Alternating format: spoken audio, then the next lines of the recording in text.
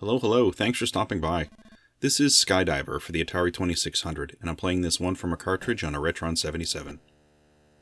Skydiver was released by Atari in 1979 and has some pretty decent art on the manual. Some cool looking Atari classic art greatness, I think. This is kind of how they had to sell a lot of their games. So Skydiver is a simple enough game. We're talking early years of the console. Within the first two, I believe. So developers were just starting to get used to what the machine could actually do, and as a result we ended up with a lot of one-screen games with some rudimentary functions. That's kind of where this one falls. If you look at some of the games at the tail end of the system's life cycle, you'll see some large differences.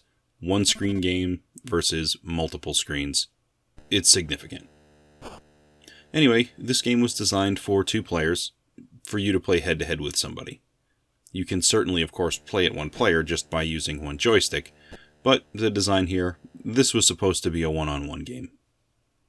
In this game, you control a parachuter, trying to land on a specific spot at the bottom of the screen. You need to jump from a plane, open your parachute, and control your path down and land on a specific landing pad. That's how you get points. You also have to deal with wind blowing in this one. You'll see a flag at the bottom of the screen, and it basically shows you which direction the wind is blowing and at what speed. This is something that's going to make it harder to control your jump, as you would expect.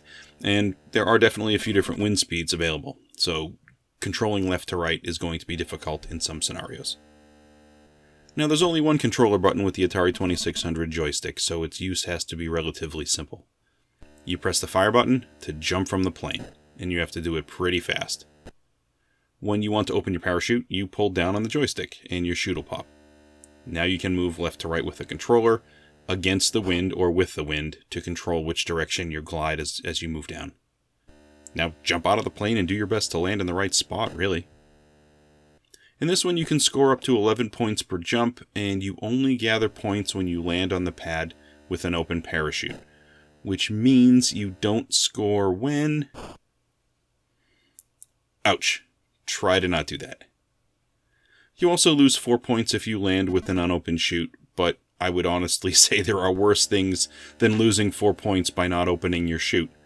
Mostly the fact that you've just plummeted to your death. Maybe that's just the way I look at it.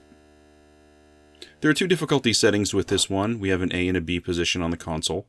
In the A position, planes are going to fly faster, and of course that will make it more difficult. In this game, there are a total of 5 different games. This is not unusual to early games of the system. They would come up with one type of game, and then they would make variations on it, sometimes significant numbers of variations. I've seen 12 to 20 variations on some games. In this one, we only get 5. I would appreciate it if there were more, but we've got 5. Games 1 and 2 are fundamentally the same, with the exception of the landing target. The landing platform is actually smaller on the second game. Now, games 3 and 4, there is no win factor involved, but the landing pads move. They go side to side. Game 4, out of these 2, it actually has smaller landing pads as well. Just a more difficult target to hit as you're falling to the earth. Game 5 is the one game that's actually a little different. This one only has one landing pad, and the goal here is to be the first person to land on the landing pad. That person's going to win points, so it's basically you playing chicken with your opponent. Now the sounds in this game, I think they're on par with what you'd expect from the system of that era. The sounds of the planes flying, it's just this basic drone. It almost sounds like an accidental tone more than anything else. It doesn't sound like it was something that was overly planned. I guess it works.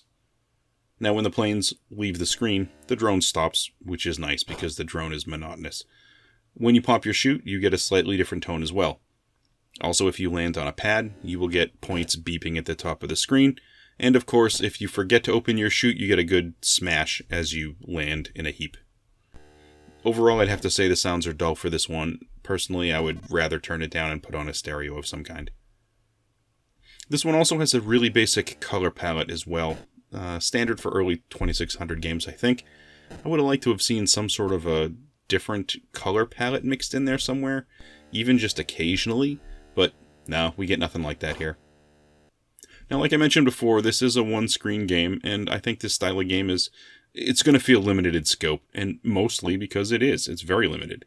This is a really simple game, and it probably falls into that category of game where you're going to pop it in for only a few minutes to play with a friend for a couple of rounds, then you're going to pop it out and move on to the next game. That's at least how I view this. Well, that's all I have today for Skydiver for the Atari 2600. Thanks for stopping by to take a look, and I'll catch you on another video.